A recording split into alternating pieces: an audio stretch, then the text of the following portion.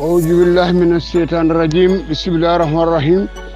الحمد لله رب العالمين الحمد لله رب العالمين السلام عليكم بارين غامبيان كول yo mi andi amla keba dola audio ngawla may ay minute sele diamo ako Modou Diouf ila moy ako mandin kaya mandin kol molde ka fo ha mandika soto tale morga fo mandika man soda motelo la banko kay banko nen mbala audio kalaje albe ali ala moyala aka fo mandin kol farsata na ndamen do nim parta ngene nge jabi nte baytulay yamoy okay ali la moyala diamola ha ali la moyde ayam kumo men fo ceba koto bukatara luotote ka fania fo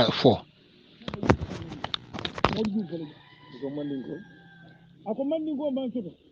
ko bukatara tungo kay ka banko banen alina fata nyoma fal malum futwole atina si jama soto si wulu bar manna nyola dum ta nyola hada madi wol mawulu nyola ta fala nyola bar futwole atina si jama soto bar mandi soto ta junal ngoy si tanni woro wula wala bota mandin ko bala o shedol te nyim bangun kan kay do photocopy ci fori nyaaw ñay original o ngoy nali malla wala li nga yaate roga ban si jumale control no bari jannin ka fulali o do si tanni woro wulo men bota mandin ko bala mbe fulali e jam si el men be kam ye jam be mandin fulali e ndebe fulali ngoy bay ni ko bota mandin ko bala kili man so ngol bota mandin ko bala fula daga gol bodo manni golle bala saba sereror bodo manni golle bala nani jolal bodo man wala lastal bodo manni gol bala o sererol men bodo manni gol bala e ka serer kan fo serer kilingol le yele mata kata surwa nimme malla wala surwa ka ci to konkon ka wende mu surwa ka batu konton ka fa e konton serer konton abi wala fole nim manni gol man jelon te jelon ngoy ni fulo ko ndem fulol ci tabatu konton bari ciel men bodantul bala konton be mandi ngol kono abol kono ngoy ali nga fata nyoma ngoy ya te ro fon taw wala sututa siyo timmari on ka kondile fotan ñun kilin to man kilin hadama di mo so kono ndolo ba ni fata ngol be suki bunal kan bala woro wulal be fula be duma ni ko ba be to fele fon bale ke fannen ngoy bari yaate roga folo dame me yake tawte yaate roga folo ala tolla kilim ni amoy kilim wahidu babole wala ka machine bala machine la number 1 hani moto na lafta tutula ja poto lafta mu dara waran ama wudu no afon la sembole number 1 o dum alka fere dole ka bulu jamala ka buji waral len ko yasi machine la sembo ta dana ta danda ala la sembo to wan adul men gamo do borondi to nyala fu banya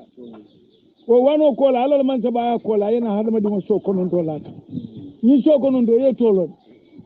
da huwa kili bulba nun so fula mara nun so saba bulba nyaaki so nat mara nyaaki so lulu bulba turi so woro mara turi so woro wula jalam da bula sey kam tuta bula konon to ala to men lata kan kili wala ka tan ngoy mo bayilo ka tama hadama dimo la so konon to ningi nango ka tama hadama dimo la so konon to ale hadama tun kam bakale ngoy ni soko non to ale wala faram birim duniya soto wala agra soto ni be ni kotole nsabe fasarali ka bo kilin wala fotan bari siebe bu gain taw fono de siel men ga taw fudan ni no me falali en bari siwoji fana hanni mantra men na bango ka me taw soto o be mu siep pirle bari ngamen la tayalon no dol falali je arabo ka kontle fotan واحد سنين ثلاثة أربعة خمسة سادس سبعة ثامن تسعة عشرة نافذة تان أسافو واحد عشرة سنين عشرة ولا متنين كلين تنين فلا تنين سب نقول انتول من نقول كو كلين فلا سبعة ناني لولو وورو ولا سي كنون تنين كلين تنين فلا مفلنا تانسو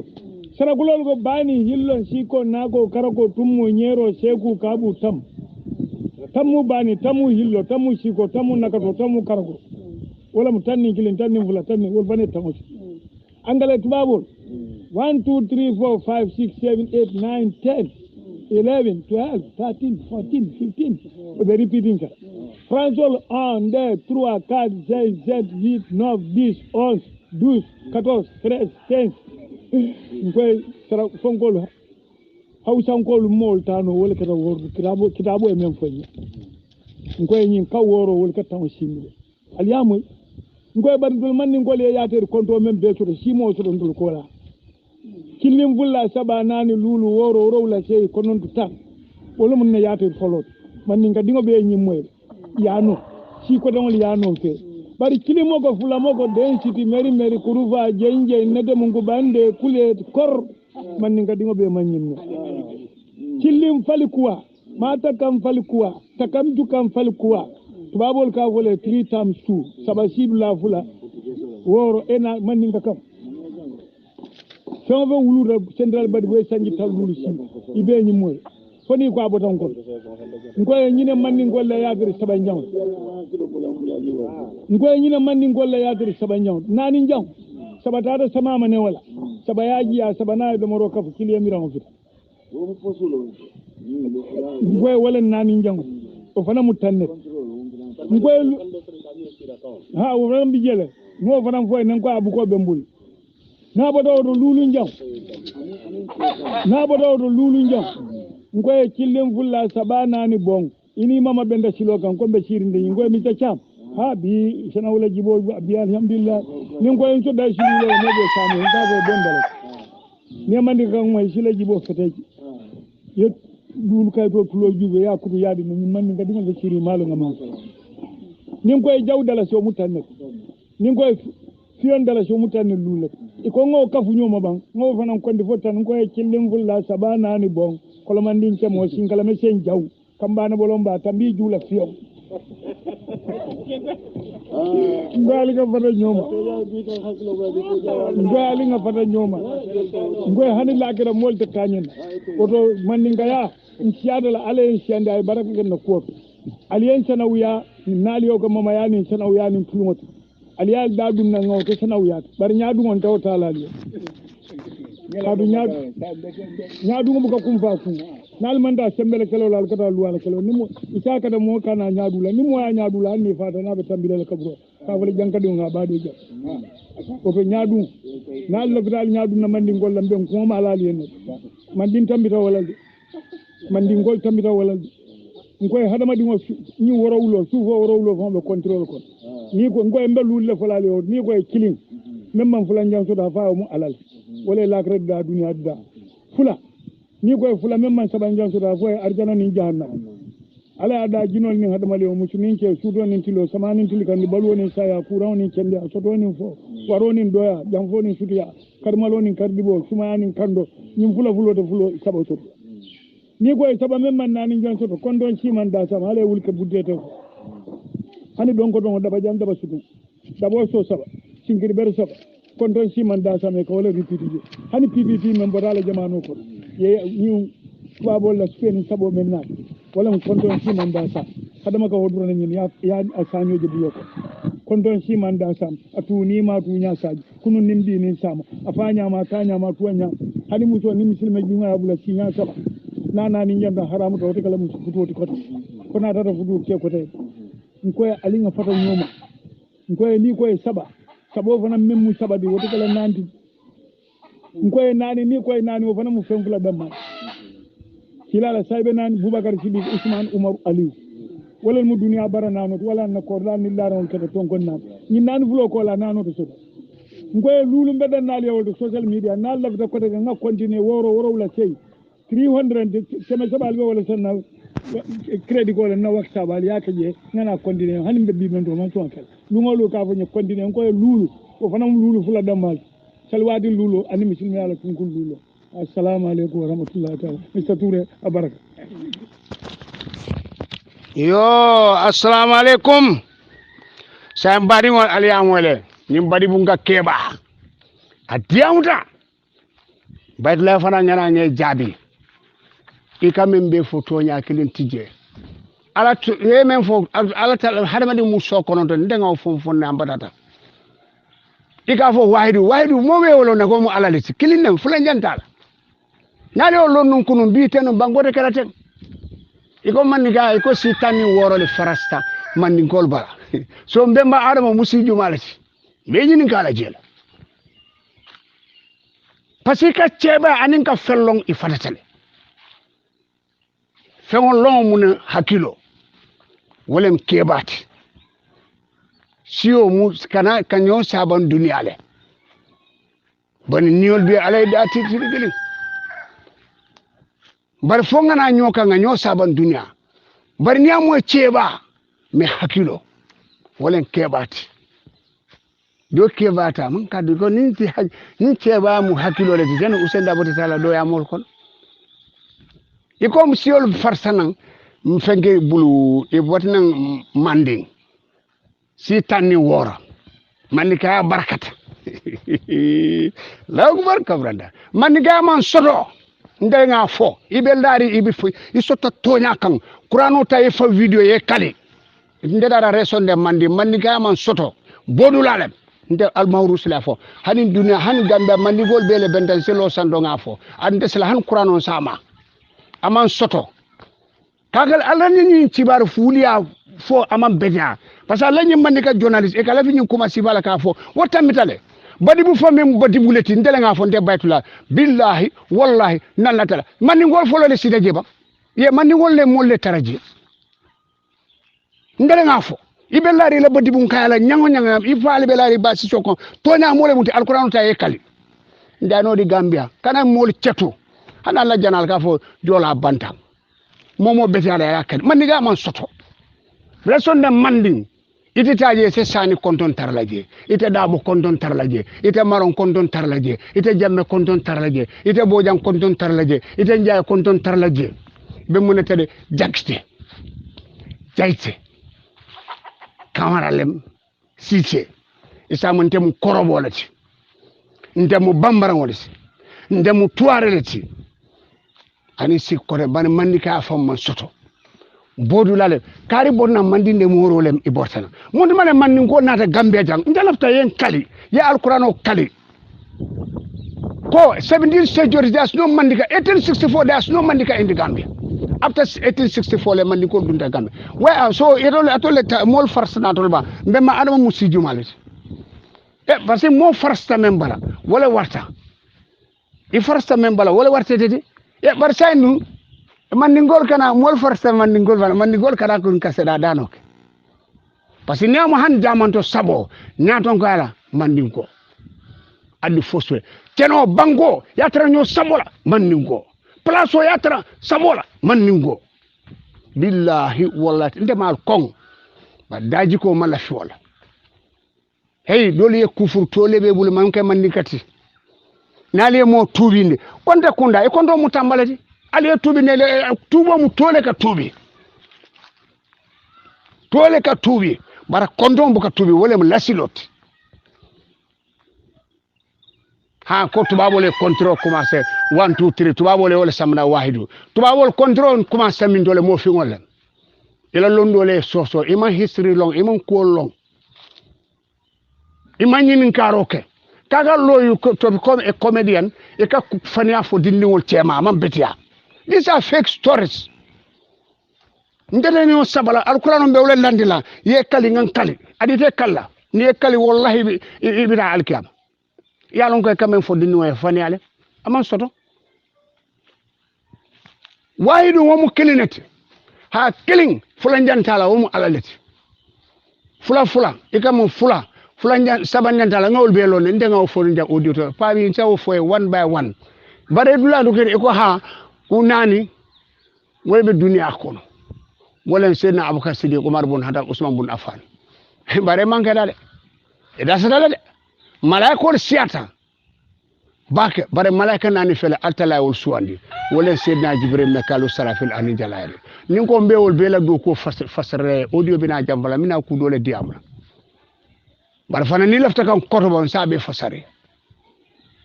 ya document man bar altala wala su andi annabi wal fana siada mo wili cheme mo wili mo ani nani tilare mo cheme saba tan saba ani saba musallinol bela nyaata ko wala imam Musa li Muhammad sallallahu bare ni mo sabu annabi mo nani fele altala wala suwandi wala Ibrahima kalilullah Musa kalamala Isa wurullah Muhammad rasulullah ako Ibrahima kalilullah aka nde terilem ala ko Ibrahima kalilullah ma terilete ako Musa kalamala aka en kacanyola ako Isa wurullah aka na fonyo sanawole jele mole mistake ko the son of God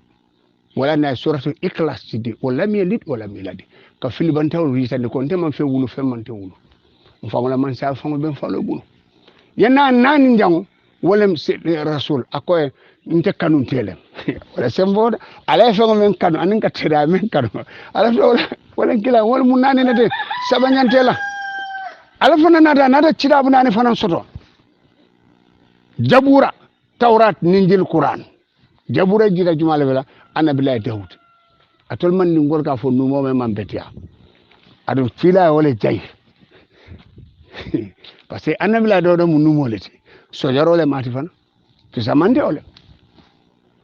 par nyinna ano atol wala jabura jita ta folo la ilaha illallah awala jawzo aka la ilaha illallah muhammad aka ni oda nimbe bina wati manatente tala dunya bare mbato nga fen doku inshallah dino doneti men wolu mana ne dondi ko donku a dondi ko nana fo ana kuto wala tina yole ke keta fe onda ka sa wala na man sa norole ndara nga fo man ga man soto bodu lalem man ga kendol wolten sosola a furi wala be fol ko woyela man ga man soto bodu lan kare bodna mandi morole ambanda wol ketake badita mandi fangdu ya fogo ndem mandi sa mandi go sotale mana mali fang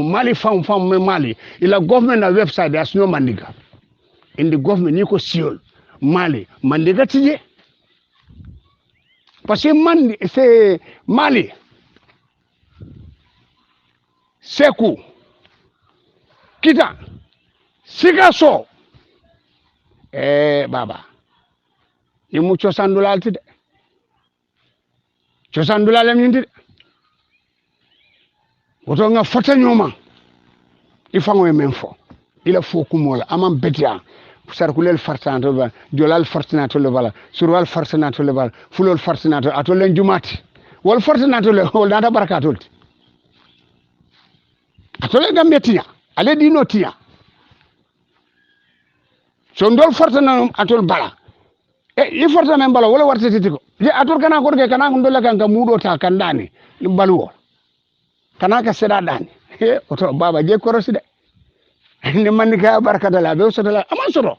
ama ga siti parce que ni ko nyin tapale alma nyin tapala kan do nyotem wolonna say banko kete nyaadi ke si so kongong man ka mu ko kandote banko be nyaadi bi jumale dino jahasi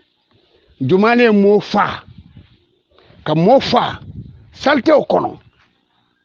pour manse akama ka mo sacrifice salte o kono be paral kallo jolal mu jalam batlati ba yakol mu jalam batlati bare jolal ko mo fa ala jalam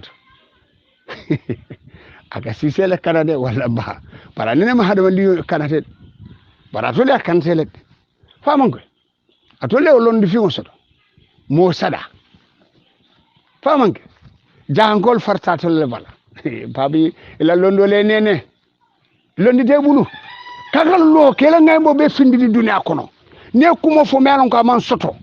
imalolem ila ko moye amange toñati it's a fucking lie wuli alem teba manya nakalo ko wuli afo kamol pus teba e ko kundinya ko musa ta mansero mota da foni muda te kwenta it's a kudana barkana fidno wilindi bankoka mandika man soto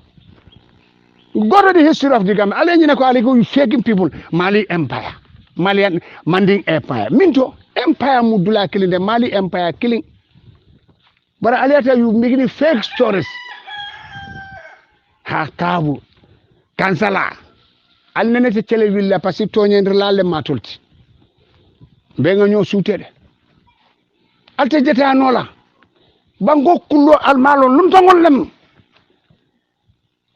Muna na sunya rake da albay hani you have $1 billion man ni gobe do ko lay wala ta dingo to lay la ni te to mu sujata ita mo la mo daymo munanna alkalo ko ka do je ko ha fode ka bay jolal fode ka banen tamma male celata wala na halala ko buro ka siyar ka buro le ndemma mala tato haynan e buka dunje e ka kamol taraje ce sobu kamara adi kal sango sai ka siyare le pare fode ka batale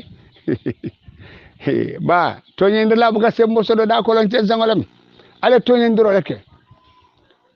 you have to accept ko ale tiñaro leke Gambia ala al malundi comme de fact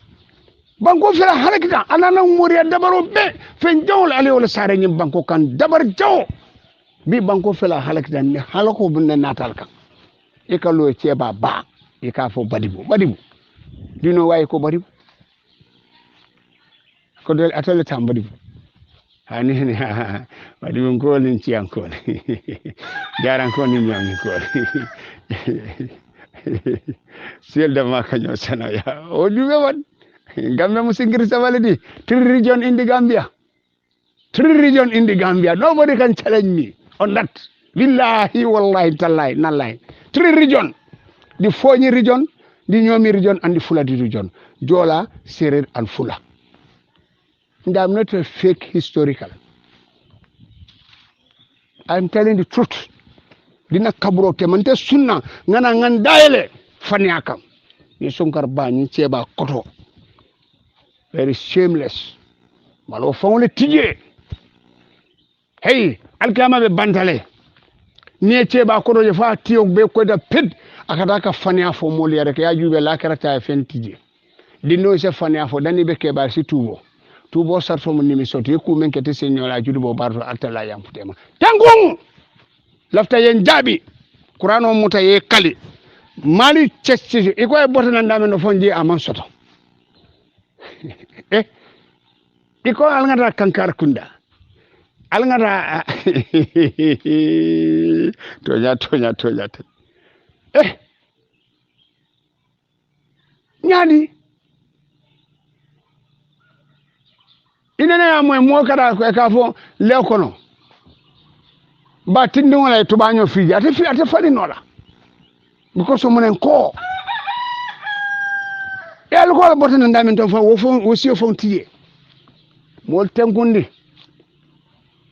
ha control tuba wala mo fi won tarate karam be commencé Afrique le Egypte Misra londo be tuba bol mo fi won le 40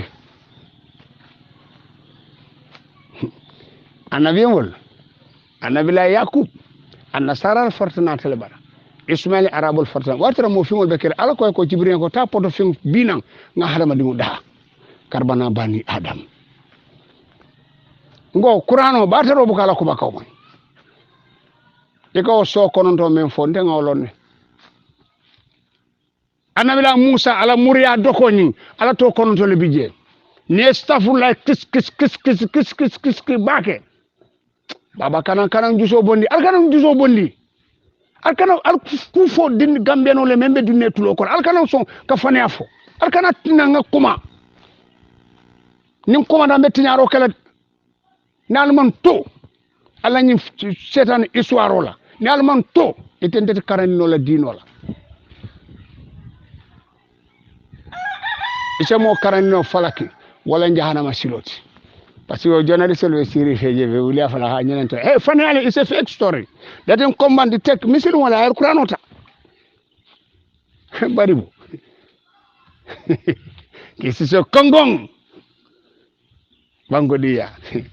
bangodi woni o jibe ko lon ba wan kana nyo cetu lasilo buka fili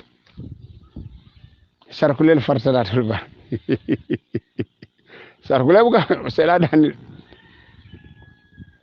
pulo limde say atullu baban kana mol jusol bondi al toñe drobla al rafan kala dene this fake history wo tambetale alo wuli afon wala na laddi non mi seko ko yamere ko gambe mi tol talti barka bi nge bitongolo ye kenyalon al kagali nke ala bula dunya mutiri sabaleti ñin duniya suwo man jam fa duniya suwo man jam fa careful arda ko wol men fo aman betiya mo kakal histoire o sata me alon ko aman soto ke bala monti alila moy ñin dola le men foka yo mbe men fula APRC nkole mbe men fula APRC nkole wala ñinti ko adama baro mankal jawt ala le ala ten ay banko ta kayro kono ya jamme wulita kayro kono ya jamme tata amange juma jawoti ay bankota kayro la kono faniya le kono ite faniya dingo ida soron e dey atol post kono dingol albuka malufan ke dayele ka faniya fu duniya be ka moy audio ya bonde akartu sakule duniya tonko nan ibama sutra e jo soron don't fake people ni bilise se betia adama se betia adama ya dingo amam balfa dingo ase balfa gambia non don't fake people alila moy kele manke sonka manke e hanni nyo saba keta nyo wali o keta fion me yatu du sanji wonni fula ko wutu o ka kole abaki o dalilo nyin kamba e hanni atre nyo soso keta ko kono bara ko mo keta kayroti men yalon ko be adama la mansa kunda kono o wucandin kono nyo soso men be keta je men mu problème oti adama la mansa kunda kono ala ye bonni adama la mansa kunda kono islam wolle al kelendi manka mon kunda wolle al kelendi silolu kan wolle al kelendi busum bala wolle al kelendi bufa zone wolle al kelendi la beto itel ka parale kelon la ala yo banne islam adama ni bota nyokan atel mu mansa kunda la tinu ale mansa kunda do ko ke ale experience soto badin APRC kolo ale kata adama barola ale mansa kunda do ko ke ma faali alla pati yobula de bare mansa kunda a telephone lamu de alkana mo jole birin adama baro sita ma fa mu APRC leti ite na mo jola naye men soto a kanale banko duniya adu alkalta soto jele komi woto mo alfanan ka kenyame woto ala kata mi se ko me opposition dol soto dal fanan natal kita opposition ti luale a fo nya démocratie a fo nya le bari atel kana son aleke commune wo opposition men baltel no manu kunu atel kana son aleke wot atel ganta menkela wala nyinti ko alni barola mansa kunda ke partners in development fini ko alabital sula mansa yala ko take moma go mbe kala no de partners with in development nyadi development ole ye kodo men ta ye kodo men doku ye mune doku Gambia tell me ye mune doku Gambia almol dande alla ni interest selfie people ado me ngo post kono dingo la lay da sorong ali de ado aimless people dogo le projet ole amen samana jang homosexual gor jigeno aninka alala bungote akana mol fadi amola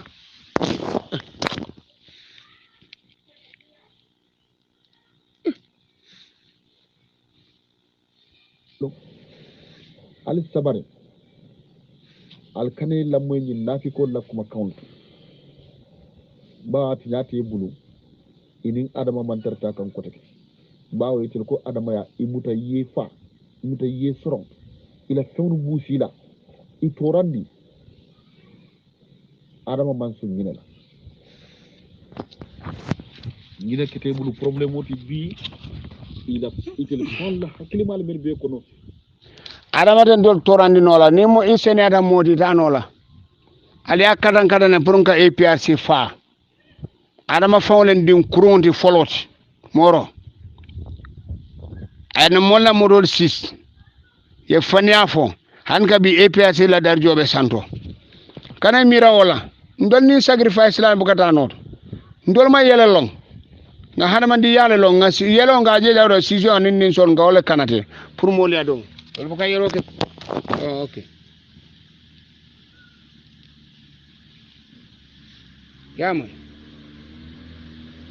ol be ya fasite ko to saybe adamalatu o dalilo nyin kam bi be jakalli e ko atel mu pati balati ni ya tel jay na late kan dron idel be kala man satle bar wallahi e adama jamfa nyame ni kita man sati e coalition o jamfa nyame ni kita man sati nal ni nyin kapto nyoma o nyon keme wala bal nyakono wo nyon keme wala bal nyakono sonno mo tantan kuna kala nyon fara e pi arsin ko len dantale jande ngal lo nyamen dron al kume farin ko talak kano al kume fa wonya ali ni la kuol be ali dem subu kulola ali yelande wulol ya wo ngal be kon ton kalten ton assalamu alaikum warahmatullahi taala wabarakatuh ngo moro je hani ma fondole ndo ni yudi ndol fan man ni yudi bi man ta kafula ni mbaro man ta kafula ndol ni mo buka kafu ndol ni sedano buka kafu ni mbe mu kilonde koroni ndolem akamra ko senni sana konsal ka mulu ne bele mulu nday bele far sa nyobala yamoy dol man sola ñu na yudi fi cem astaghfirullah ali la mo wuli tannan mo du fele ja diko mandingo ako mandingo man to sana wuli yamoy ali la moy fenkela Sidia Jata la diamo mina wala kelaje nga jabi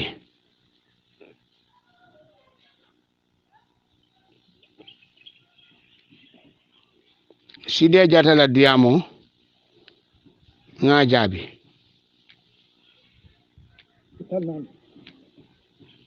Sidia Jata la diamo alila moyala anim panderi Touré bu baax baax ci temps bi nga xam ne moom ngeen jël rek jox ko rajo bi ñu ngi waxtaan ak honorable Sidia Jata ñu ngi ko sant di ko gërëm bu baax baax ci temps bi nga xam ne moom la jël rek jox ko doomi Gambia honorable Jata dina continuer ak kawsu fii ci biir kër gi ñu ngi ko sant bu baax baax honorable coronavirus pandemic bi naka nga gisee the way that government bi ñu ngi ko handle and again would we say ne coronavirus bi dafa expose lack of organization bi nga xam ne moo nekk within the government setup. You know, when I first spoke about this in the National Assembly, that was exactly what I said, that this virus has exposed our country terribly. Comme ay meññirin ka ngamen fo bilimbe dibite bu ko non folo ngamen fo lo ñin abukol kay na banko wañaare aya wañaare parce que ay meñidande ko mam pare kula ka to ni a tarim parete no meññante kala abe kala kataba bar bayli man der parere ku man keno asiata karoti zaba karfula fa kumanke me ya itande kumbe pareri ne kasmin keloke yalla ni mo nyande men fa wol ni felle be kele kantel be katete bar ni abugolo sojal be kelo la bar ni mebe kele kan bakaje bar ni mebe kele kan ajawiyata baki parce que ni felle be kele kan ati nyaabe to bayte bakaje umma si bolde bar ferol bi jel wala len ko ferol men ya itande ko isi ku kenole ni nyim membe kelle bakaje bari si ferol kenole ko ka bari ka futema sa niyo fu moliye mol bakala wala adum mansa kunda fana kol damtula menyanta kala ko ferol yitande mol la katabake radio to anin television anin ka mol la banko kan ka mol kalandi wukolla wol manka anyama waya itande ko banko manter pare alin tefe hanin gabi man pare kato alay mol tankande ko nyim man aman wajabino jam banko kan bar ni atala wajabita banko kan ko ba bankulo kan nyame masi bolon parce que l'hôpital to fentije jorangal tembulu me mu tankaram feŋotti so hanin ka ba itande ko man pare tolle nga may ñola ako mi yalon ko wolom coronavirus ay ngaybe bayri ami yalon ko wolom Gambia la lopitani bunda ani mi yalon ko wolom jaralo karola bunda nying abe tembo minto mi yalon ko wolom coronavirus ay ngaybe o ko la dron iko mi yalon ko wolom nanata angale kamin ko fo preparation wolom ka je ko ngam fam parendi tumando bato nin nying ku sifa dunta Gambia se kututo no kan iko itela jeroto aka munta ko fasain karinin feng aka munta ko Gambia mampare munati na yo fo ngajelo ko halin kabi komin joral men ya ka fu komin ventilators komin kan ka testro fank msaka kabo brika makata bula bolon ba kono testu baka ko ako de lori yolo be ko mo malo abe menna ko mo baka test e ko testu da sabale bidan e marti malani ndame mo joral men ya lon ko e nyanta wolle do kundiro do ko kala walla wo joral hanin ka wol fa dol man fura parce que ko joral salne wol be to fi hanin ka do man fura hanin ka bi fero man keno fubi wo joral futa jang alum fero si keno le kal ningi ne bi sawe pleno bondi kini pleta fo Madagascar kata ton bondi je kenati alum ngamira ko last Friday la American last pleno bondi jang ka mol bondi jang ke samba suko nyimme mu jorante memu ka mol tankandi nyimma si bo min beke kan dunya o sikeno le bamna da manke bari ko jorante santale be tokki wol mala hanin kam sila nyin ko boy tankan ko ay abu boy bankulu kam be kala nyaadi le jorante ja komi akanijo ko le andi mol bul masul bi je men ka mol ma ko sone yandi o be min do Gambia ya sanne amam futa jang folo nin nata fana ni mi ya lonko wolon ko sainting amma me bake mi ya lonko wolon man sakunda yebulo dum ni mi ya lonko wolon ka mol makoy bayri ko mol yesi su kono bari jandi meddu na fang makoy roto kabrin iko mol yesi su kono nga jele député bu ngoto ali ñoo saba jamale keji baral nata ka kamben kaje ko mi ya lonko wolon state of public emergency ali wo dundi man sakunda lafta minna ali wo talale bare atul fanan ali min di jama ko wo siata ali wo jeñade le well yalon handi bite bungala fala mo jamaru ko dite bungala kasi wo tanan ndefan wo ko tanan lo tanan ni lo fana siata bar ni bla men jama men fu jama wala katama bare nyaaje mte ko tanan ni lu siata parce que ñim pare baliya kamma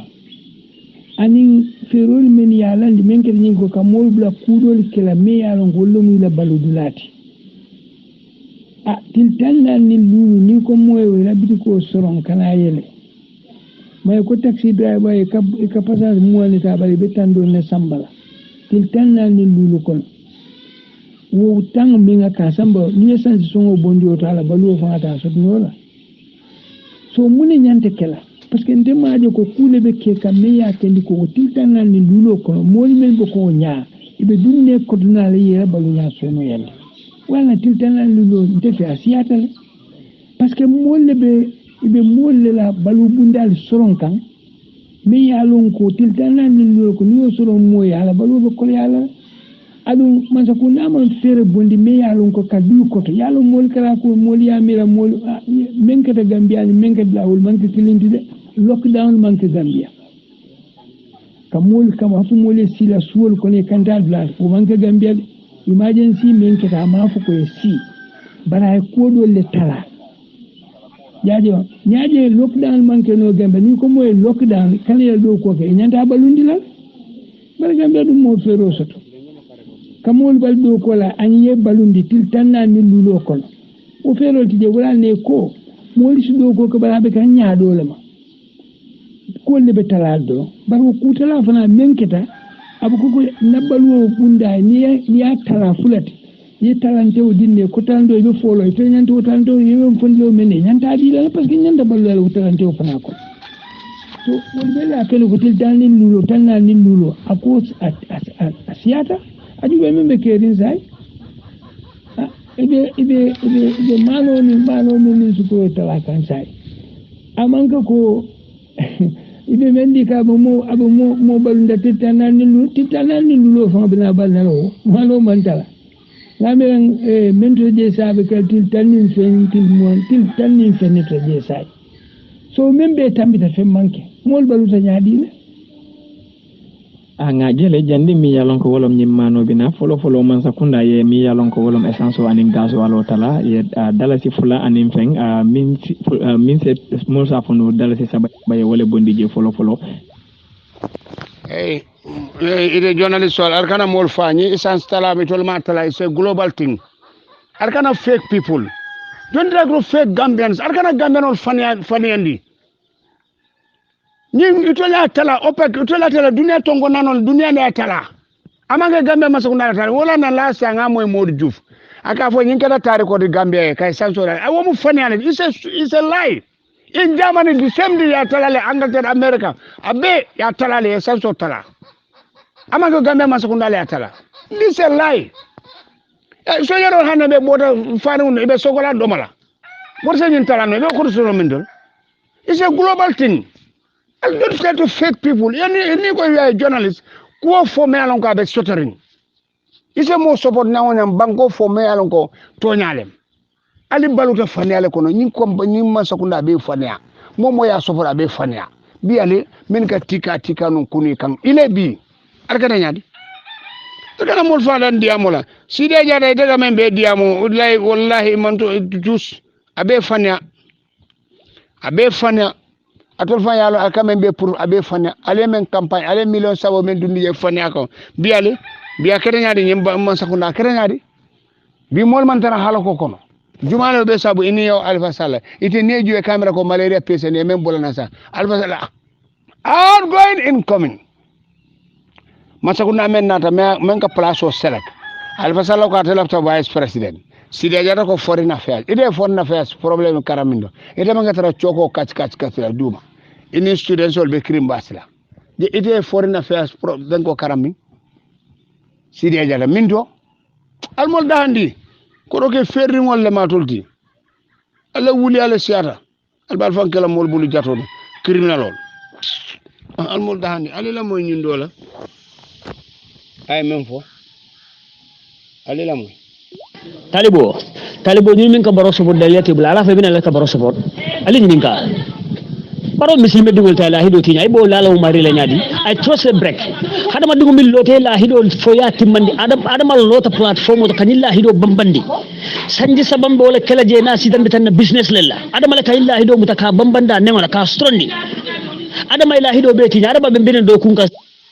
moro adam ma folo ama folo adam la de kala hido tinyande laydo niaje ba tinyala ama folo adama la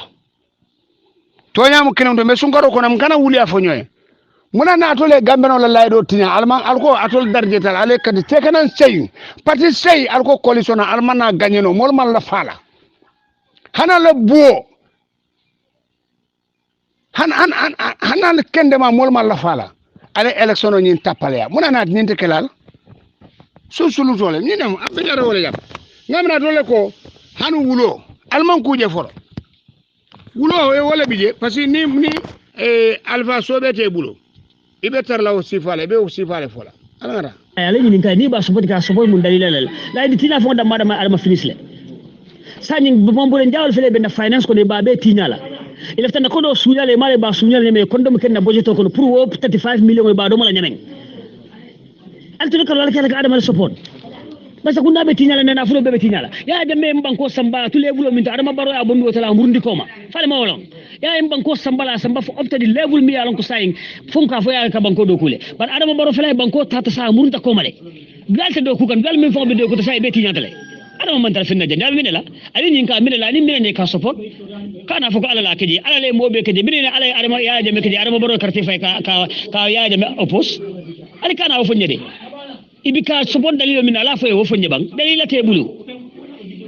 adama be na banko tinyala na la mol yalo ni dalilo ya tinna niaje ni mol diam tay ar ka fo kari ka tol nenne nyin dronem because so man ni ko lafta mun la pour ka banko tinya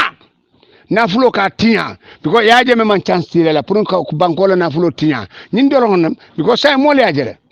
ale wuliya men be dajale because so nyin say bango tata nyaare ba albela be bunjan jangol lola mambure njanyol ba sunyal usenda buru dal suwili cheme woro dal suwili mo dollar america min do aba e taso lola ko rakon albuka diam wala almol dandi this tribalist so called oppo fengo almol dandi alka men ngaba gambe ta sotola billahi wallahi taala alena mo nyindo wan mbara muso faya e prince lam bayla nyin kumolam toñati gambenol fata adama lale ko diala le andun dalila ko be bul miyatini ko diala ko si malutale musole fanike nyaaga ke adama baro janne mbirimbe campagne ko ne babatu kan dole la filol to kabatu musodol konol tinyata je dole wurite tuta tigol to because of adama baro la campagne akole atande me ngajo ko pour nga ya jan bondi Allah campagne albenyo jene la gergelel santo alata baraka kala je o musol fo ko na tinya parce que alga musol samba kala ndi gergelel santo albe jene la onana albeka albeka o musol ala juol be fe bandale yo juol be fe munana ana be ko be mina setano le wulula because Allah campagne be mu setano le bi amam findi barkan dan ding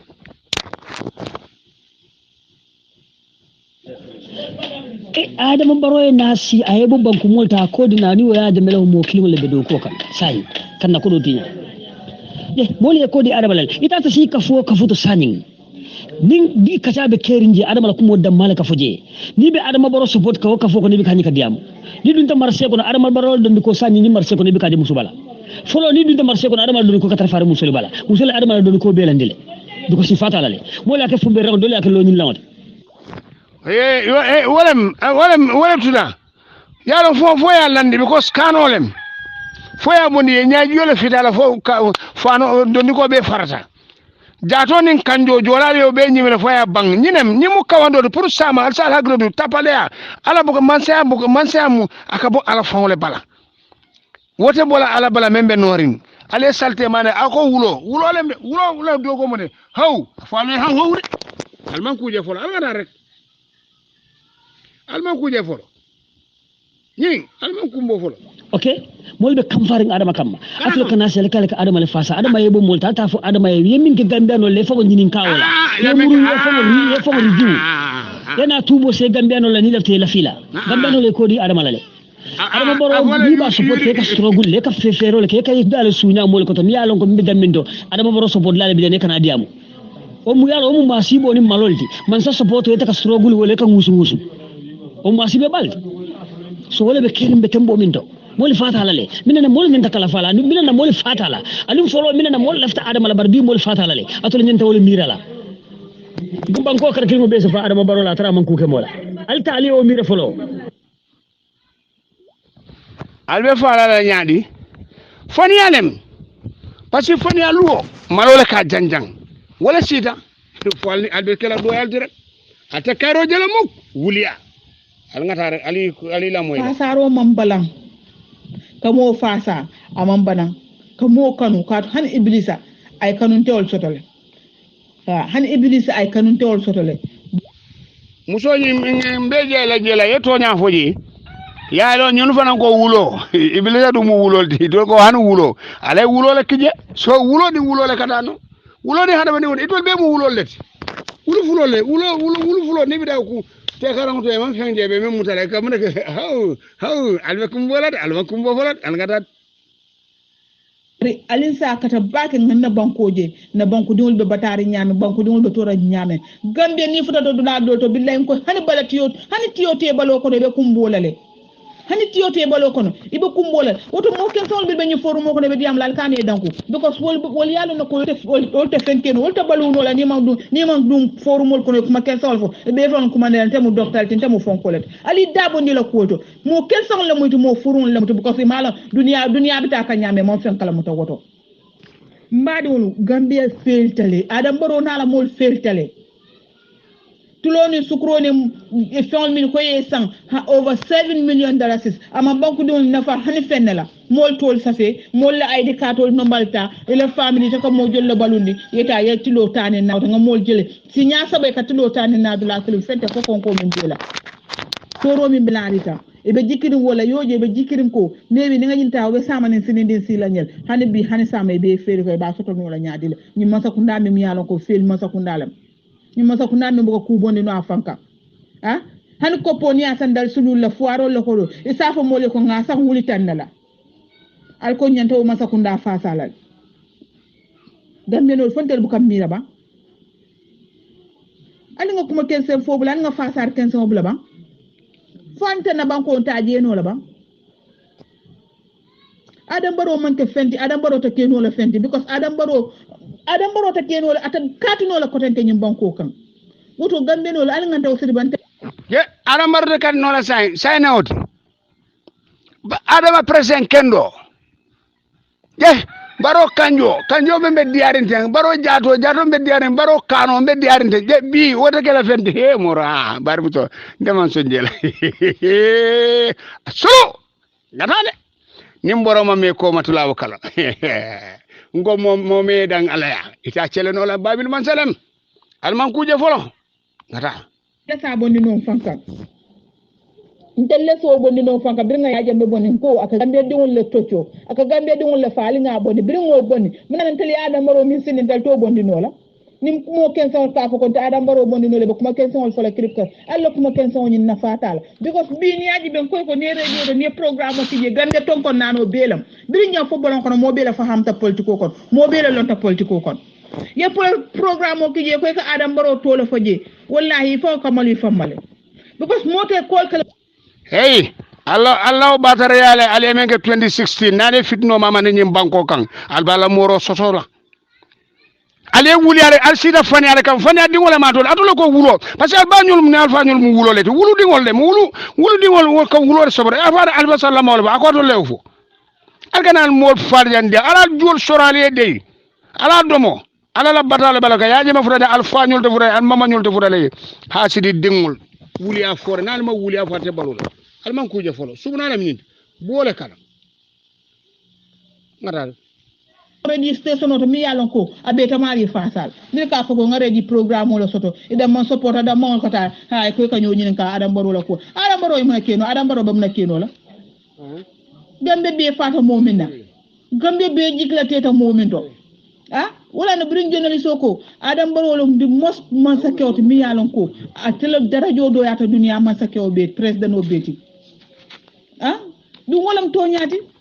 ay darajo soto nyama darajo kuta bala wonyane fem mo sabu fo ala soho ay ala soso munala wolon ko mbeñi nekkel na molye ni nga banko soto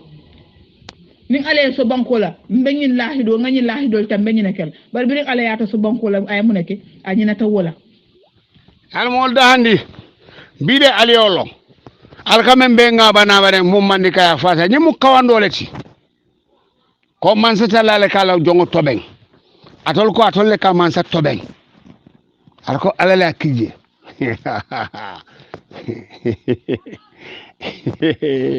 alma alalo ani alale benyola alman banko doku al sita jan sanji tan sabani feng banko han nyokol bu ngal malono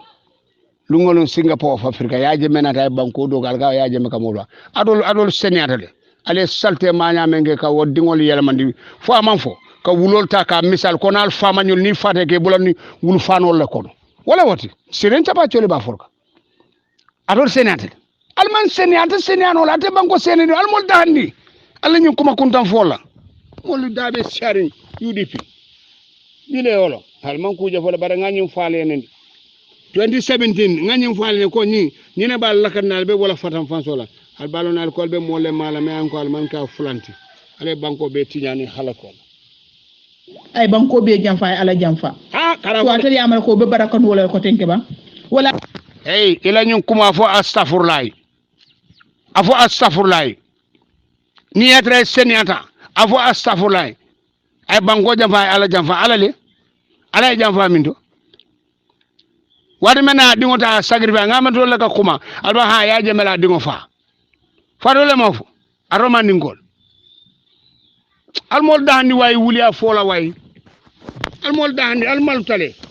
atani banko maranola londi talbunu hikima ala le kawdi wo londi talbunu a korralo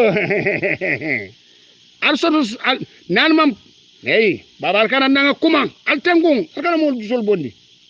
yamra mo jumal ko ay diamo no wala te non senata mina ba mol yalla findi no la wala ni banko kana ba mota mo la findi no la adam barola ali bule wewe wol bo wewe dalto wol bu ko fenke no ngoy ko mu duwol lati miro adam barona be wewe ba adam barola ko adam barola nyanto duwol la muti ne me fanso fu fure fa mo la fure ko toli kana etel kana balu wolto so ali bule tele balu do tel ba bella bare ha wol mu duwolati ha duwo wani furel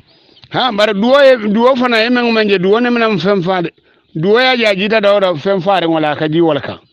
bar duwo fisara atol musioleti UDP atol musioli nyan konkorongolem atol kam wala kala siedu wodo kunun atol keda nyan konkorong di adam baroy si nak adam baro la aliya be chofi aliya be kunun sai bi siol man soto mo fulo lettata ma fay ko adol UDP albetala la be ñoo jufar la alba ñoo jufar fa jole kontem pet albarako bota al halagita alta kala fenti gambi tous alngata alilam ite fenke no nyim banko kan ko ten ka bante bulo ko non adam baro na la mulbo mun ke no la adam baro brasi dai projet ko min kan kula nyim banko kan project klenti je sa projet ko min ko ay nyin do ko fona projet ko la ya ban a project je ha na basse passement road mi aka so kon ko la man kala project na jara soma bridge ni aman kala project jaban sukuta road siloñin aman kala project isa konti tabana miliyalon ko wol man ka adam baro project bar adam baro fon ay project ko mil sign ko brasi dañi bonko ka mina wala do kula o project ko wolle mbile aliolo ko jaban siloñin adam baro ma wodoku yani adam baro ma wodoku farfeñe pomoñi adam baro ma wodoku la même passama sirod basi silo kan adam baro ma wodoku bila leolo he dudi alen kajade yalon sulu na foda netola aka vo man betiya bila le mo wala na faniya man betiya bial felal be murlal fokumolla halako le alma al halagida al tekela fenti Gambia nok faniya luo malole ka janjang kadi la moy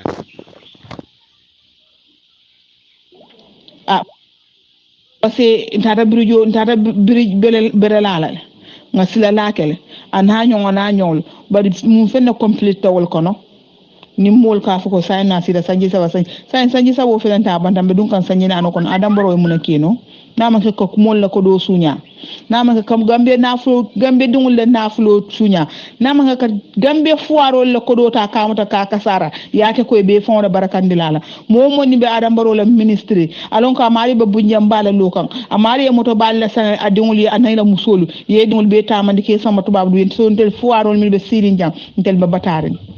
e gambia ye bile teolo usanda ba dingol men sama non toldi am tala kabin 2007 ani may fati usanda ba mambu nyawlo way al molda andi bila leolo sun kanyol konko do buka foriano dugal molda andi kuma fola ina fodu mole ne mbewol tojede mbe edi silat no ya da me wato yake ta hani le diamu afulete ibe telefola ya ta nyim mobe fala no nda min ka diamu ete ndeka diamu le fala bola karam palaso min ka sije ni sida modol ka wulle ika fanya mol kana dande kana yi siyadi kana dan kiskisiro le ni me ke ku be samba lan ko ya en samba atani mo be fala no etele be ka diamu fa etele be ka diamu ali tinga to na funnu ya dande ko fo sani hanni ma fo ko ya dande wato mo be ka diamu sani ne be diamu kan ko banko fale wala kama pour nga diamu nga banko bare political impasse wato mo me juwo moy be yube juwoyele la jataya parce que la garan place be koma kumaro ceba furin anin din furin wala ka garan place to ba mo sobe o wote boko fani out la soto garan place be wuliya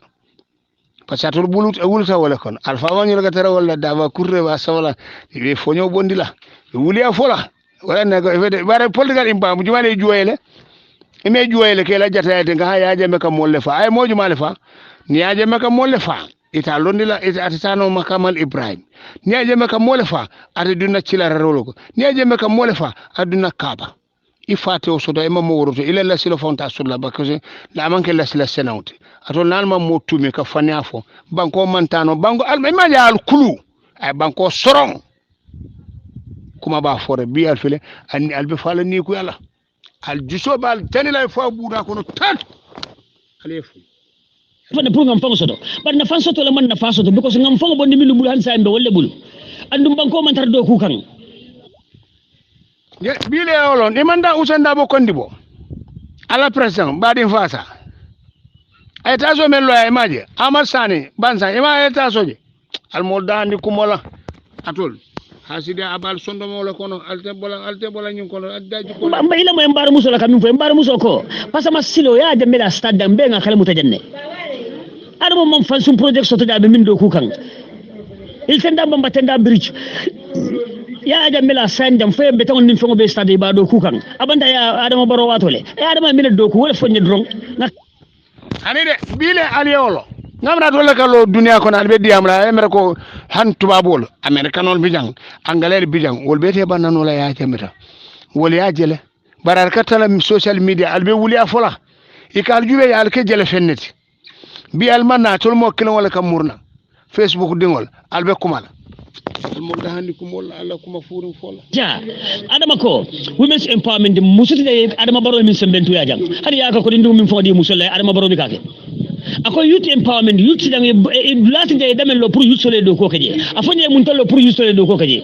ninga campaign o be ngani be campaign ko youth sole dani du masilo lembe dulale lele do ko kumbani sole bidale do ko ke adama baro mun ko bajale youth sole dami an ko be do ko le ta tani du masilo la bare o yusol wadole ma ho albe yusol ma ko la ani nyamo free tay free albe wi sa fanandi la free bara atole ale wi sa men fo albe dira ale o kele parce que wolen kadi ni wol sendinan yala al ko albe wi sa di la free wo wi sa free tonya ale sendina ma wi sa ta isena nan banko ka wala woto wokoto mo wolti dunia lan kajar ali wulu ala mo de wulu man sakunda iko hanu wulo da ma be nyola afanye musole mun tole musole empower mun tole to ya adama baro buko sa ngol be fa dang ba no balu da tala adama balu da tala da mun tole mbadi ni fana way fo em toure la ngal wo sifa bula way ngato nya fundu nga katanu rek boy ye o musol men ka panor kosi bidon wala ba kosla be duna wandi kordal kono dikarali nya kasila javi o musol empowerment abeta rek akubar kabar ali la moy la ngatat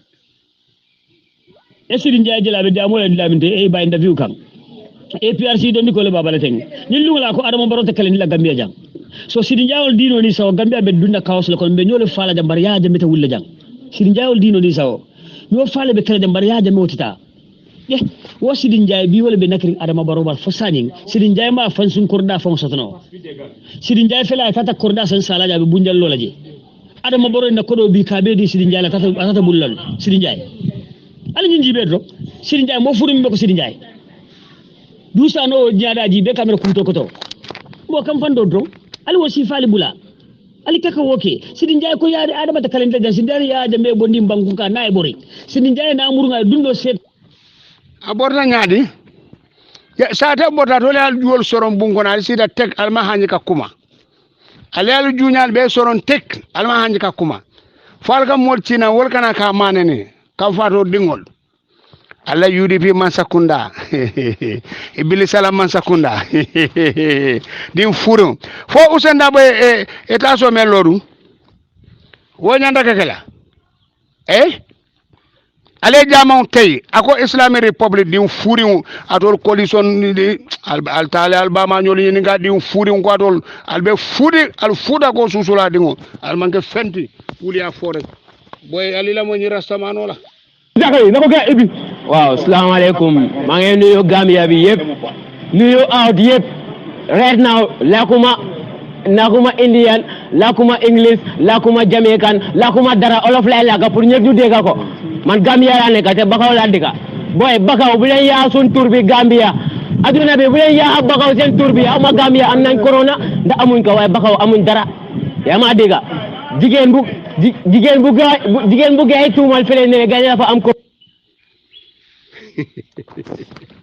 Allahu akbar mazagunda furimu abe wala nyamade foyela mande ana wuli talnan mazagunda furimu no la jawyate goro waxare ni mbara salamu nak ta alila moy ator ko men katto faale alila moy Ibrahima Jammeh be men fokan ali ala moy de kam fato dingol setane dingol ding halakiringol alila moy ali baro menke 2016 ala satol dema bena sirif mu ngi tudda Mamina Haydara mu diga boru mbuur la dëkk biir Sénégal nga invite ko biir Farafeñe gaa yi am fa meeting daañu ne ñëw bi dañ bugg a góor bi mu dem Mamina Haydara mu wax leen soo leen buggee góor bi mu dem at bi foo ngeen tuut deret allahu akbar foo ngeen tuut deret parce que dem ma dañ ma oo gaa ñu ne lu ma nekk di wax dama ekati fitna ma ne di only thing mooy maa ngi challenge may party maa ngi challenge di His Excellency Adama Barrow maa ngi challenge Ousainou Darboe ñu dem ci DRS ñu apologize to His Excellency that Yaya Jammeh bu mu doon dem loobu benn dërëm gaa ñu ne non because bu mu nekk nii moom dem na ba pare léegi waruñoo wax parce que dem ba jabari Adama Barrow the first lady of the Republic of the Gambia ñu ooma ba office am ñu ne dañ ma bugg a jox scholarship pour ma dem jàng Canada ma def suma master ma ñëw ba ci kër bi ñu yónni nit fe ñu ñëw fa gaa ñu ne suñ buggee tam ñu ngi loué moto pour mu yóbbu ma Sénégal ñu jox ma 24 hours pour ma dem ba pare ma tànn ci université bu ma bee ci Canada ma wax leen man as far as noo leen jëlee ci tool bi jël leen ko ci yoon bi da leen ko jël ci saata suur naa seen scholarship bi tey suur naa seen scholarship bi ëllëg ba pare pour ma di post léegi mu ooyaat ak génn su ma ooyee ba office am I will shoot her to court pour ba pare gaa ñu wax leen Mamina Haydara Sheriff boobu bu nekk am Mbuur biir Sénégal mu wax leen foo ngeen sacrifice ñetti xale ci ñetti xale yooyu foo ngeen suul mbaam boo xam ne teewut mbaam ngeen suul mbaam ak yeneen benn góor mu ngi tudda Pa Jallow mu ngi dëkkee Ñaamija foofu leen jëndee mbaam dama bëgg ngeen record pour suba I will call names and where they did all these things ñu jënd mbaam bi ba pare ci guddi Friday ci guddi Thursday bi jëlal kay ci guddi Thursday bi lañu rey xale bi ñu dugal côté bi ci biiram ba mu feet ñu dem ci tefes Banjul fu séeréer yi di dee jaala féeri bi su feetee foo leen dee jaala ñu dee dem Sénégal ci gaali yooyu allahu akbar ñu gas pax bu kër ñu taka baame bi reyuñ ko de ñu dugal foofu baame naka la tudda mbaam bi gaa yi suul ko ñu boole ko ak liir bi allahu akbar lu ñoo wax mooy tey man dam leen laajte ñu ooma gaa yi dañ ma titeen over 7 hours ñu ne yaa ngi fitna ci dëkk bi ma ne ma fitna lu leer mooy Yaya Jammeh bu mu doon ñëw fii 1994 dara sa jëlee ko ganaar sa Yaya Jammeh reyu ko soo leen bëggee ma noppi bëgguma ngeen dégg ñu sign maanaam ñoom contrat ñu ooma ba seen kilifa yi sax ñu toog gaa ñu ne léegi waruma wax ma ne maa ngi I will accept your proposal man duma wax waaye su ma one suma radio bi ma dégg anything against président Jammeh dinaa wax ñoom ñu yaaxa contrat bi ñoom ñoo ko yaaxa bi ko bari gi dem ba dama waajal suma office liggéey maa ngi ñëw ci moto bi ma dégg maa ngi liggéey for security reason suma dismiss letter bi sax gars yi defar nañ ko ba pare but no care I will tell you where I work.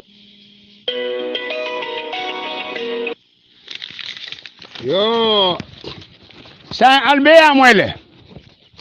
aliya moyle salte maña menke men be Gambia men be Sénégal men be Bantala men ka fo ndola nga carte fa aliya moyle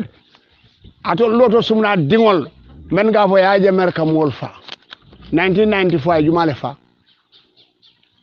min be mu place wala hadu mo le ko jawra la tilong al kulu menna wala kan banko la na fulo tinya al be korda sanna al ba falal kala ka patron mudu mutara wena ke patron ti jatiol nyaala Yaya Jammeh banko ta ako wo be stop awo be stop al nata ka wili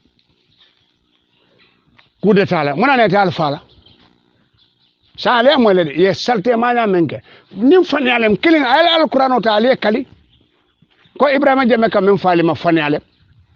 alal daji ko falin mbo nga nyolon ne alkal siso konkon to nya dinke ya men mbe nga wolon ne nim banko lansaro imaje banko lansaro ko berana way banko do ataren ko la jamuna kada ale banko be sunya albeta usenda way ta solo ya amar samba amar sane ta solo bansan anin ko da jama bije je say itol fenkera manson ngai tandile ami ben suda ami drame je ibuka di am wala e ko sidi nyaay adama baro e ko holtala kuma bari tolta ta fole muna atol mandingol you want always want to bend the truth ni mol diam de ko al nene hawa sanya ngela ko mom mele Suleiman Singul Nyasi sama al kombe famala biography fola a sotota nyamendo fo ni sanga jon anite fana ye muso men sika ya landi wandi muso mbabe sarta dunya be ba mola enen tele be nyola mala intel senator di bakite you are not my class mbe di be na le dak ntel nga fo al mahrous mbe lakati la kesse because ima hona ite man buñalo ima hormolo bar fo sama I'll come to you man korto hawa sanya thank you yala ko momoy daman sila yafa ini yama ture ka menke sama dunia be ba moy mina Lamin Cham MD GIA wari tamele ya borta jam fo pakaw kada mordo ya e kodo diala yelaji e ko Adam Baro lafta ke bay ise so duala akane bay parce tiñaro rek bi ajube ali a fenge Lamin Cham ala boya bi jam fang mbatu Omar Kamara kilum forum a wolle jo pour wolé diamu ya campagne kay tandila ko ate kodo le tiña ate man kodo tiña merci ate man ko assalamu alaikum Omar Kamara forum ngal be ko dum musiko yo ala ñu wulo moy bang Omar Kamara ali la moy jandimbe diam la Lamin Cham la ko ci atale ñunu do pour ci ñu kumol fo ali la moy ke dindin kewa annal badi malam Omar Kamara al hikat yo breaking news from GIA coming baro ay menke manjanna the same thing alafta wala kala GIA GIA la force nyaton ko mumenti manajati wala muyindi ko Bakari Nyasi baro Bakari Nyasi kita molati me alon ko ya jamela jamano ay kodo men tinya GIA asiyata bake ay kodo men kasara je asiyata bake hana bungul mello bungul beka sulen e beka bon nyum Bakari Nyasi ya jamena ta bondi je buyam kolam anata bay aya bay palaso nyinto atije fereng anata na Lamin Cham ta kaw palaso do jumalam ni Lamin Cham di nyemu kiyan kolati kiyan kunon ngamira kunon numukunda kiyan kolam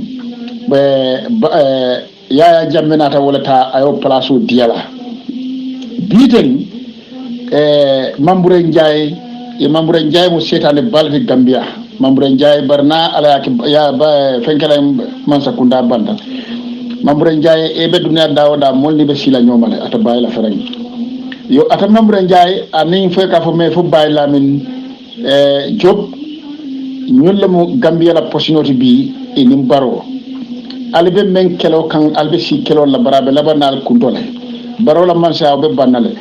e ko kan Lamin Cham bondi GIA yena e ko ye Bakari Nyasi murundi nanje nyin kamako e lafita menna GIA tumando baro ngamira wala fombe keri mira tije e ko Lamin Cham te o dilela say nyin Bakari Nyas akabori men noma bi wala mu Adama Baro bitanti Adama Baro e menke custom nyaton koti aka borim wala balani wati pour place o nyin e se fere ke isa murundi je ye menke manjanna e lafta wala kala Lamin Cham fanala ka place o nyin tabulu ni place o nyin tabulu fa banta wo kola yena place diala menta la place o de adu Lamin Cham e ko mo kumfare ba dindin kumfare ba ayala do kolon momi yalan ko ani ya jamme be do kola abore je ko ke ya jamme ya badi ngole bayi we wobe do ko la wota shalan ko hanni wo musunti bar sun kende bala moti de yo nyim bakar nyasi e mangitu nyin na jaw yala wato mena be nyin joynto ngamo e fam ay bungol men famol loji o bungolu wolu be ka sulanne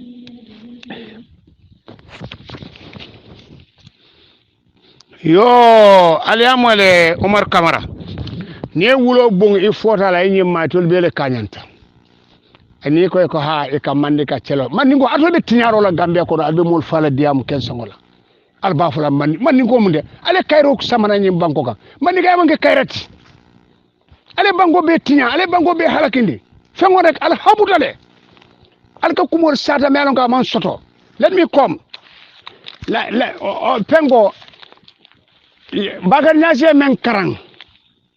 civil aviation moti je fam will challenge ma di GIA fam personally anyanta ala PhD lekela parce que ko fengolem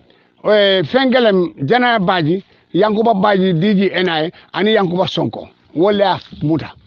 Bakar Nyasi man fentinya aram baro belam diamule pour yamoy GIA kabin Bakar Nyasi ba tala ye julo soto 430 million billahi wallahi nallahi tallahi ade Bakar Nyasi la doku fa be recover fo a fay ko Lamin Cham ala rekoto bondi kabirin 2018 ay men doku ay interest men ay profit men soto ala ndi tabulo ko national assembly député la Bakar Nyasi a doku 450 million chebe million talul million chebe million talul ay wala kije ninjube ala fa anyinga fengol bi image abe katakan aju afay ko Lamin Cham nyinka haj 2018 hana la sungutol ake famanyol ke samba hijola haj 2018 haj operation ani umra 2018 fo kata 2019 2020 ala nyinka ay profito men do ko ale ay tandi molla ay tandi gambeno la Lamin Cham suare hayna ceta suaibu keta ala master story accountant bara ci encore men kije o man fen non because suaibu keta te sonnabe dilo men Lamin Cham ay fenko be overstaff by musol GI manager sa te ko abe lari morola abe kodo dila morola pour kana bay ha adam baro ba bay la atole wuli afo ateden kanu compare o Bakar Nyasi ani fenge fani alem Bakar Nyasi manke mo konkototi amanke mudu mutalati amanke sela dan la dinti ide Omar Camara ide you are always lie ide gela moy la fengola Omar Camara abe lies upon lies ibuka malu bang kon be ka ha badi fo ya jeme ajubel ko karemo badi wonti fo amene ko ya jeme is a selfish guy like you people Allah nyem badi fo ale ku be jurma Usain Dabo mo sikana je ke samanangi ha nyanta jola nyi salary la who is Usain Dabo yeah if the GI is overstaffed anyenga aka fo ho building Bakar Nyasi la initiative a téléphone sol be nyini ye do ko commencer Bakar Nyasi bay aliya kurkuru ya bay ni Lamin Cham aba dabar la bile albe lolal be ko mo fole wonto press Lamin Cham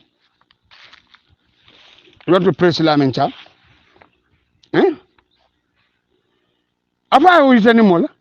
Bakar Nyasi le nyim be fenga ni tamna be Bakar Nyasi la be initiative fon sol be atela be nyini bar construction o commencer Lamin Cham la ni ko ka sulen it's a fake story Lamin Cham le ko ñun commande ka fo ko yo sata Lamin Cham te kanala la sayta da fo pakaw ye laaje hey Moria ni be Moria kala Moria tonya kan afa ko budget biya jube board director abe jakalle ala ta ko bribe wo ba nyinin kala yemen be tamande Adama Barrow ni man dimbala sanyo kan ñun mu tiñar la le ay fenko be fandi sunkutola na ay jeni ase sambaji ay do ko kin taji be manager dol bi je engineer fang wol malo what is engineer kele mu tanya fay malo do ko bita ko nyandi ifam line le dem goto di jey afo national assembly taji ay pak ini la tonya afo Lamin Cham ci kan tek Quran ate kan kombe atene Bakar Nyasi e ka fo bakar nya so sumbad fo yi sungo ene mo ida soron ye de ala wuli ala seta very jealous people very tribalist people albe kuma fola me alon ka man soto ni man fe ndoku there's no project there's no profit afa profit o itandila bara ne baro fa ni senna ay mon yin ga esen bursel who's bakar nyas ya investment for Belgium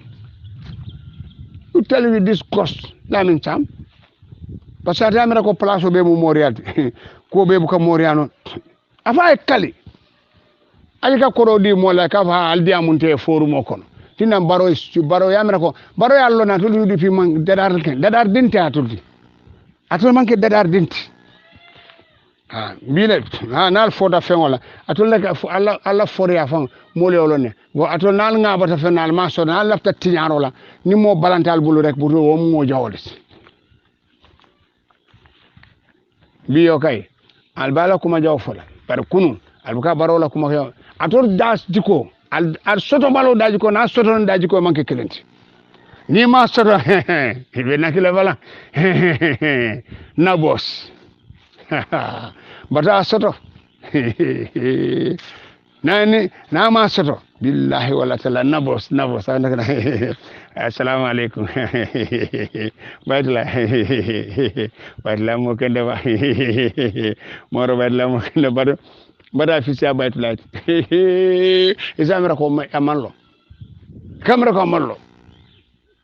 aselo na somo la bina abi yayla abulo ba ko ma dela sokono assalamu alaikum na awenya wara fofa mo almanti nyana kare almanti lo so di ala barka ye fe mo di ala mo ra ma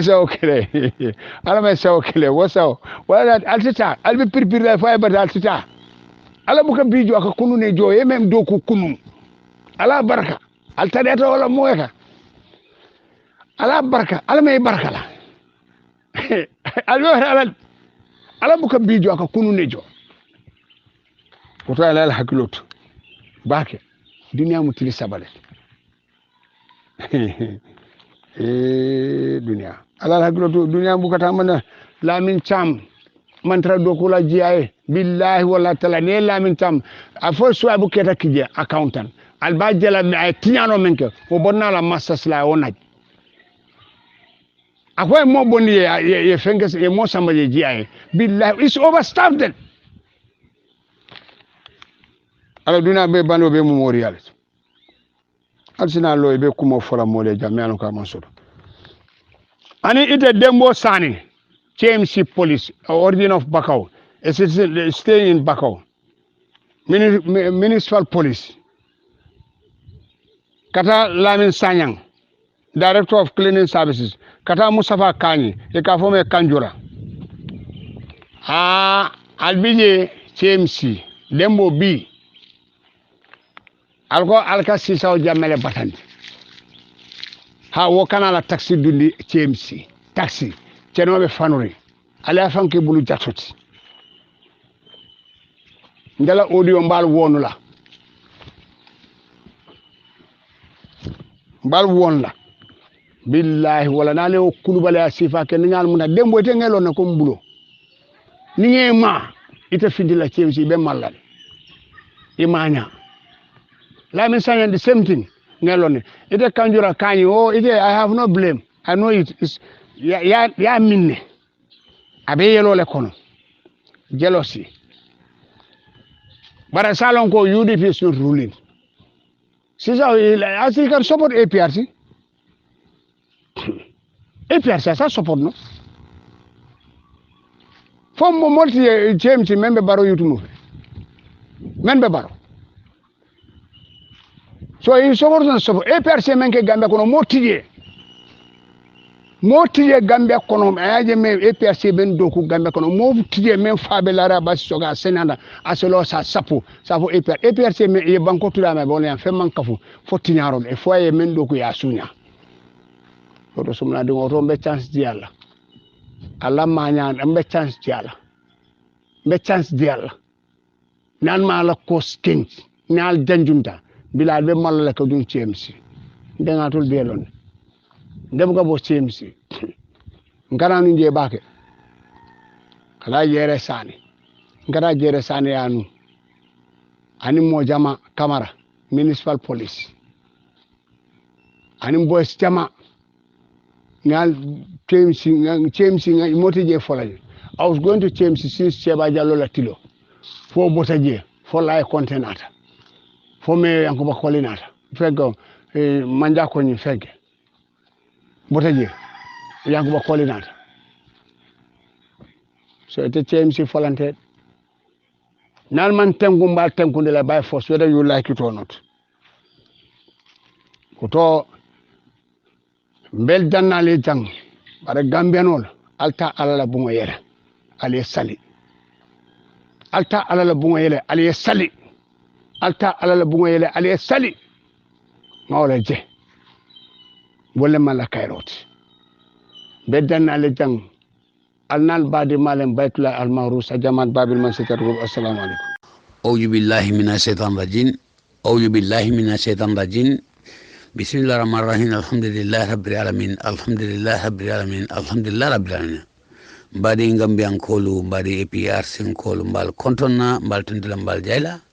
alhamdulillah rabbil alamin sunkaro ngadam ta bismillah fum be sabang alhamdulillah rabbil alamin fala sinabaro mutake najubo khafari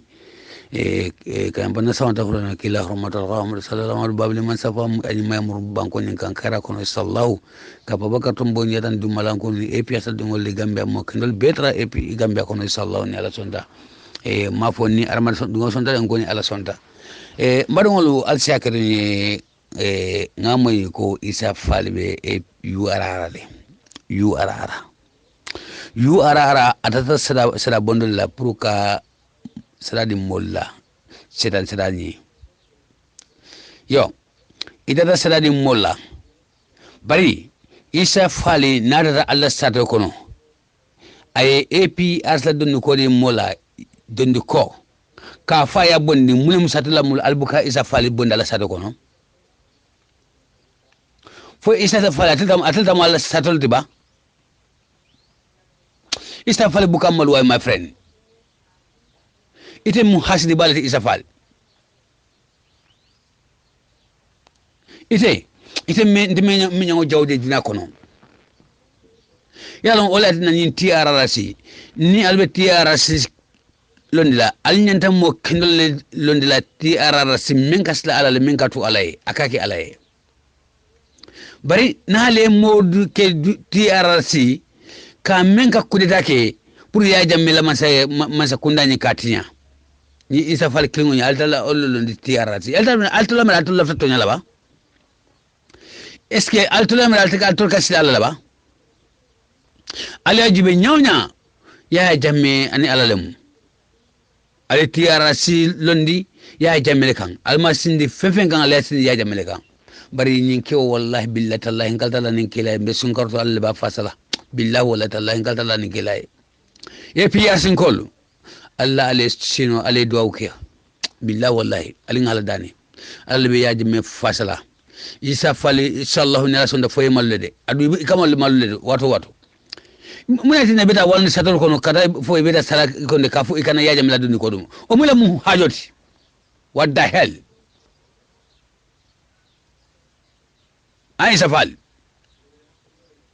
isa fali o mula mu hajoti ni ya jamla don ko mula mu hajoti ida sala di mola fi sabilillah ba fola ite sala sala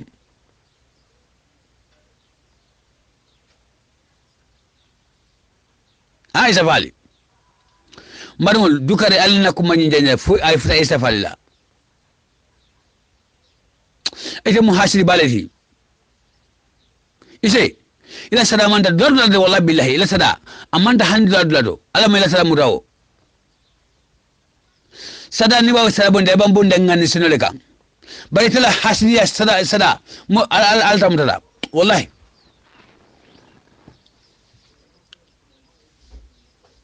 ite mo sifati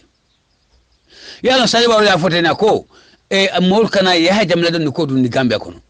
ole amanda ya jamla don ko tu Gambia ba alin kana to nyoroke isa fa ite mo furi mbalati billahi wallahi ite nyawo hasido mantar dina kono ni aja be fini kiri yamira men kata ke mo sepola wolo kono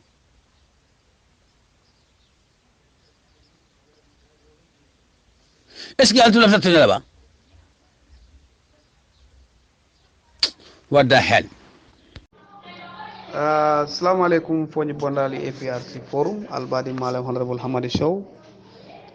secretary general for foni bondali APRC executive at the same time the PRO for the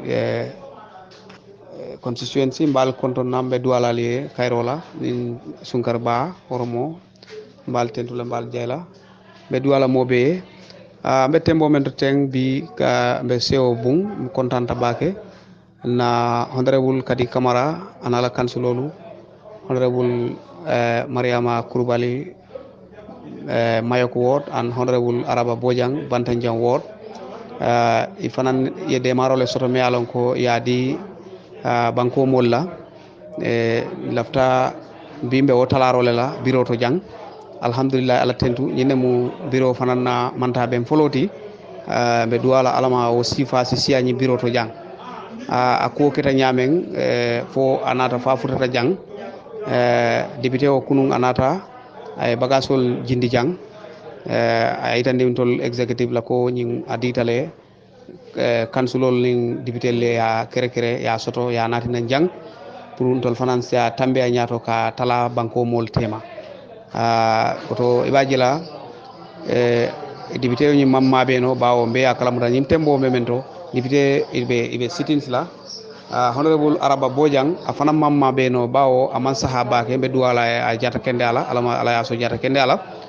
bari ye honorable Kadi honorable Mariama Kurbali memu kansulo fo Mayok Ward ye wala bula ay ta mabe ta tol fejang so bela fila ka interview ka nyininka ñi mano sotota ñaadile e tol ni député o mene soto fo ye mano ñi ya futandi nan jang honorable ibe diamu la foñi bondali forum le anim banko molu anim banko meni be banko e bantala ka itandi la ko Allah mano ali men nati ten inin Allah na député o lafta ya itandi molla amano ñi nata ñaawe assalamu alaikum foñi bondali forum molu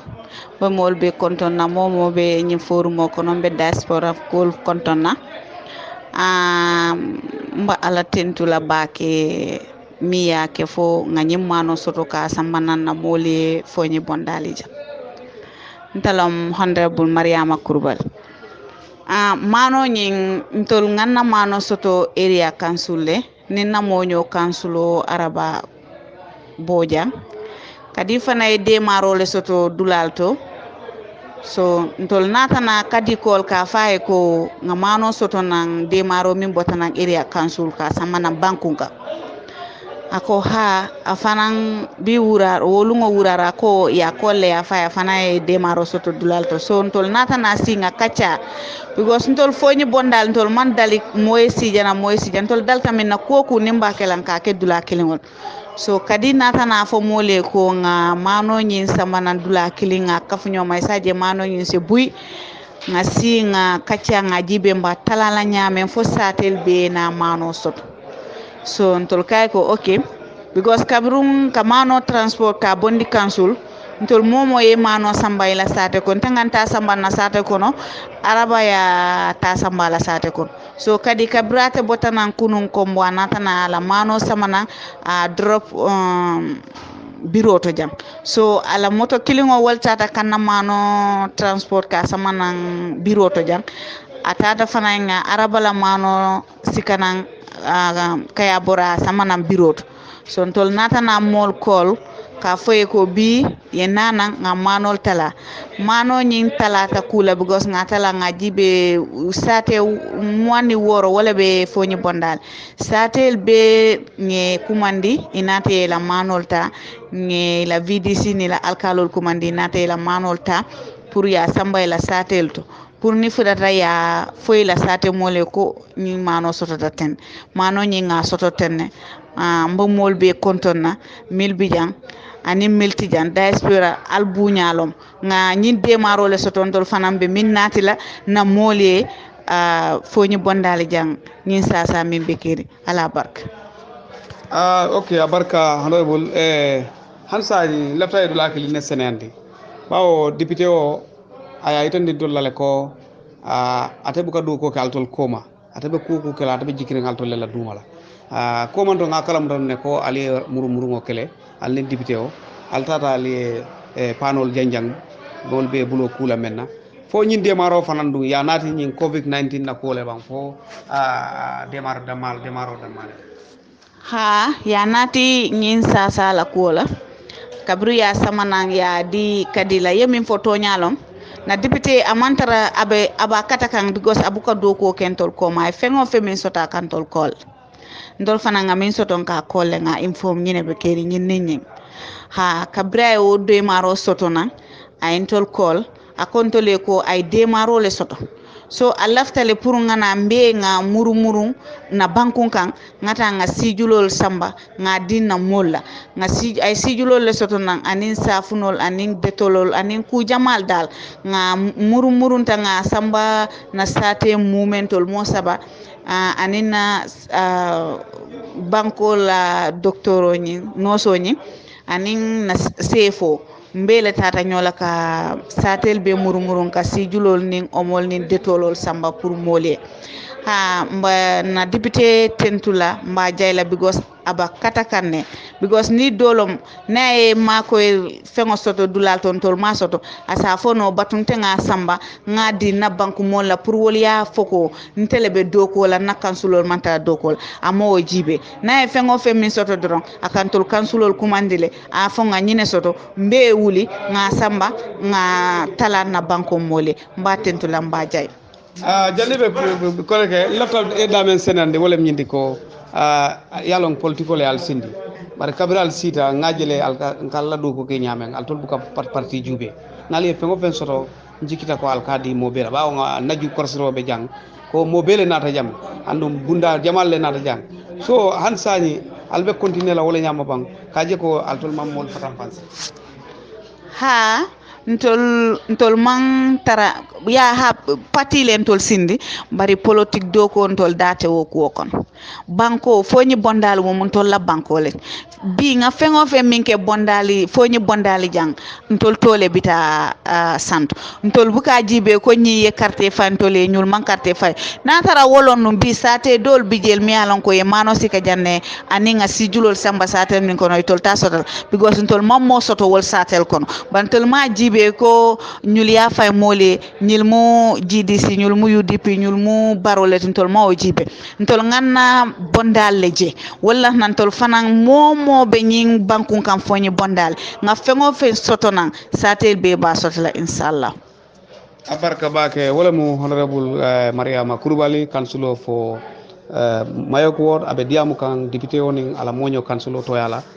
ñi mano me alon ko nga covid 19 mano e demaro men soto ka nati foñi bondali jang oto mba tentula mba jayla mba fola e Mariama Kurubali abarka bake ila diamo senata nte fango sewota bakele bawo mbe na parti molu men yalon ko be APRC men be nyim biro kono jang ani men be banko e bantala ani banko kono jang be duwale kayro la mbatantu bal tentula ba fala en ba fala alhamdulillah rabbil alamin alhamdulillah rabbil alamin alhamdulillah rabbil alamin sinya saba me yatina be o fola wolem nyindi ko nyim bagaso kabila na nga dunde na bitiko kono le aketa article foloti me alon ko wala dunta nyi bitiko kono oto mu ala tentu balete be duwala nyi bitiko ay continue ka fegol mabo me yalon ko abe banko mol nafala bawo biro lota wala kamma pour nyi kamma ka banko mol do nafa wokono fanan diamo be kala wato menna na ciamano memmo famara tambati afana yamaro ke kayitandi ko nyimbiro ya lole ya lo foni bondali APRC le alo bare malo parti ya lo mobile me yalon ko pour be muna fanala so woto abe mobe kumandila mobe na ya kafuitol ma kaje ko do ko be ke kan anyata kala nyamin jang ni mo fana soto fen soto me yalon ko alafta ka sembentu ya pour janna yirwala abe welcome la wala keta nun ciamano la diamoti ala barka bake thank you very much albadi ma hola Muhammad show